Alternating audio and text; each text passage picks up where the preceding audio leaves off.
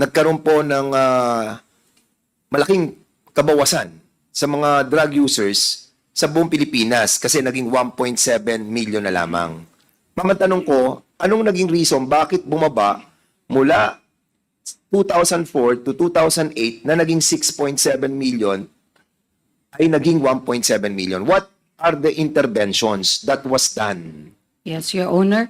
The decline of the drug use statistics is best explained as outcomes of successes in adopting international control frameworks and cooperation, sound policy making and implementation of the national drug strategies, and a wide array of drug demand reduction efforts for the general public and targeted population.